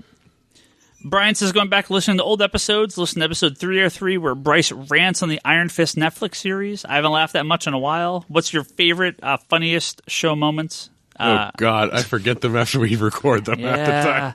We've had some really good ones. I should go back and your pull Wolverine noir was pretty good. I laughed. It's not me. It's Toby's reaction to that, where he goes into a laughing fit for 45 minutes, and he just dies. It just never stops. That's why he's not on the podcast anymore. I know. Yeah. I missed that. Yeah. Toby called me earlier today. You literally sound like he was dying. That dude needs a vacation and a half. He needs to stop working so much. He sounded horrible when he called me on the phone today. So I hope he gets some time off eventually. I don't know. I mean, Kevin, you've listened to you listened to the show, right? For a while. I have listened to the show. Any moments that you remember that you really? Yeah. You spit out something you were drinking. You almost got in a car accident. You laughed so hard. I remember, you peed yourself? but I remember that. I remember laughing really hard, but I can't remember. It was at the table. I can't remember what happened though. Yeah. But I did enjoy Ryan eyes closed air guitaring the Wonder Woman theme song. I liked the earlier episodes where we would talk about we can't swear we fucked this up. Oh, We're yeah, not getting that's a meal. right. Kevin trying to get Was us that enough Yeah. for- was that pre Omar? No, that was No, during. Kevin That's gave when us I a- had a standing bet with these guys.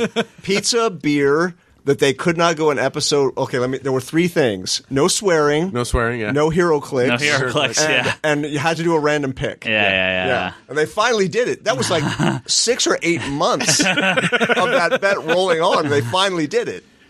Ross, Once.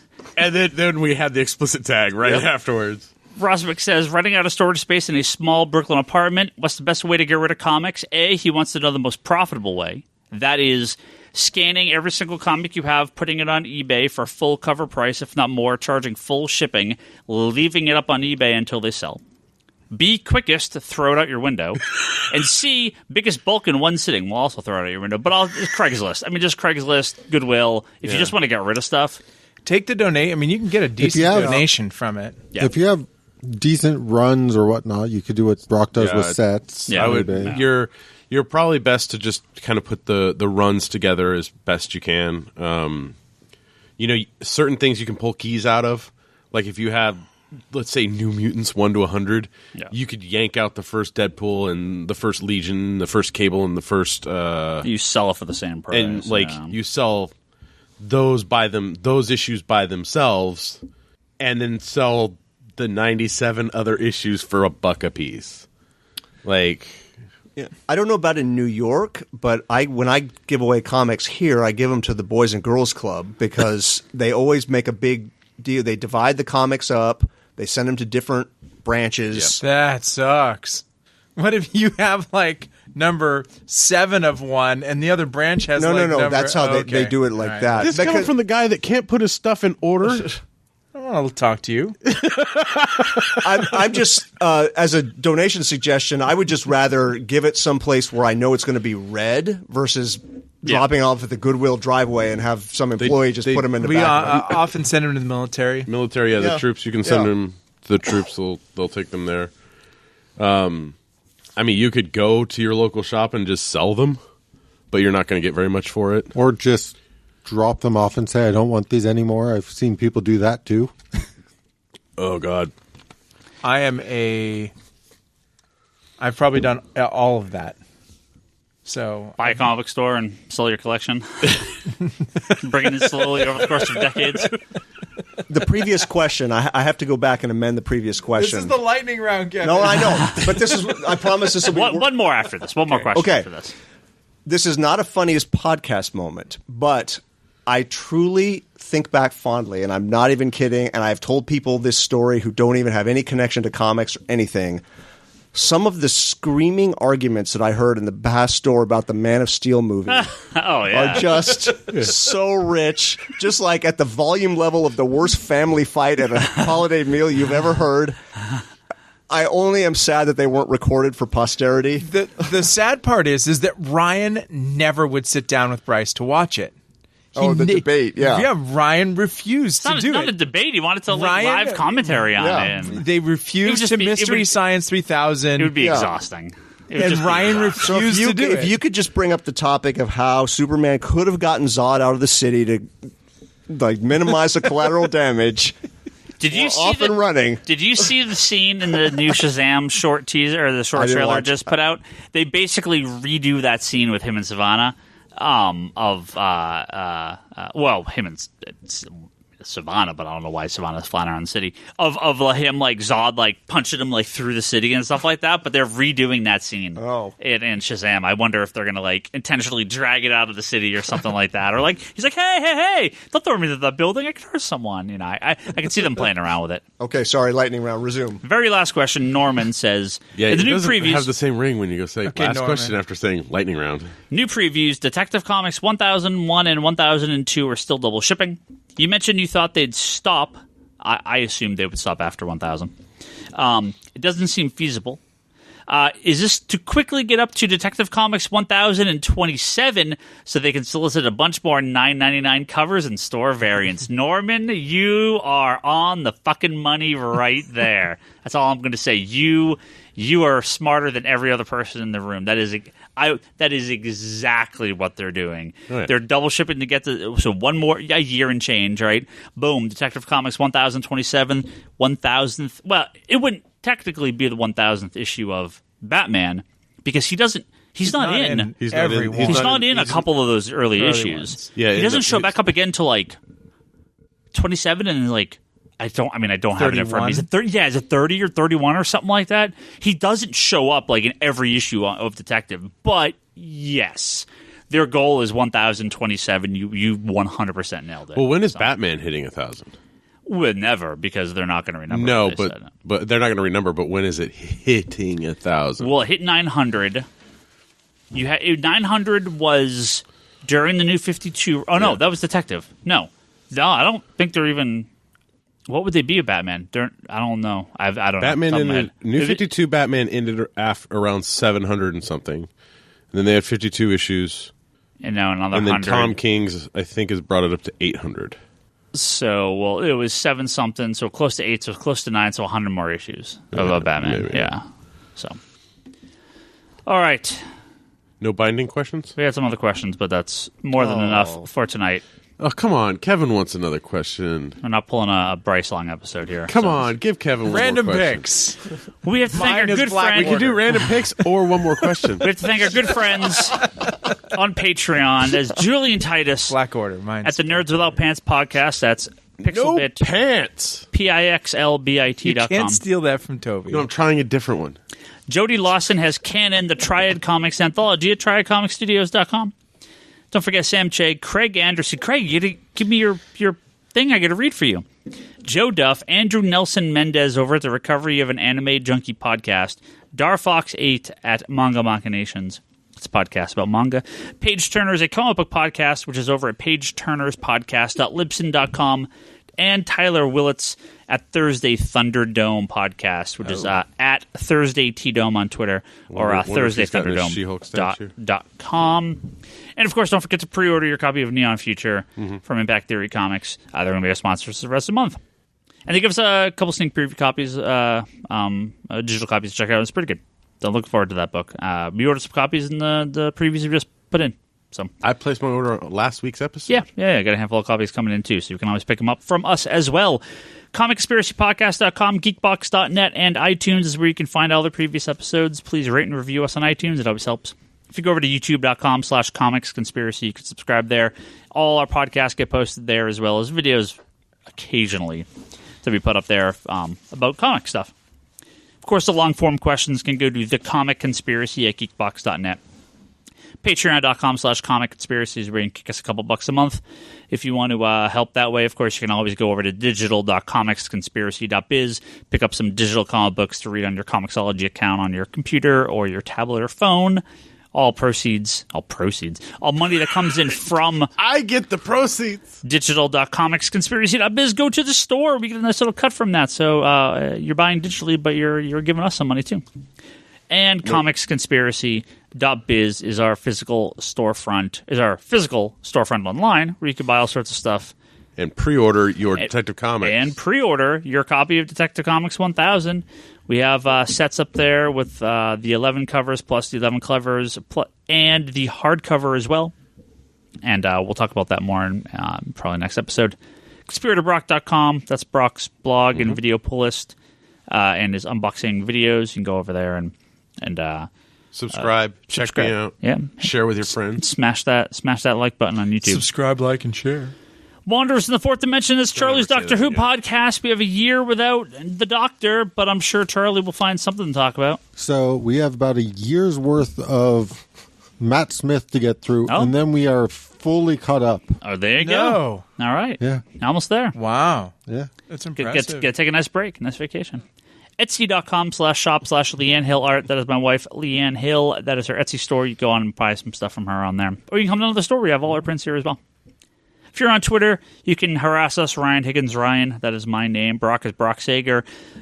Charlie is Insanity and Chaos. Scott is CS Shea. Kevin Sharp is that Kevin Sharp. The store is Comics Con Store. Please add us all. And I promise only 70 political tweets an hour. Geekbox, Comedy Button, Maga Machinations, and Infinite Binge are some other things you should check out. If you like us, you might like them too. We'll see you guys next week.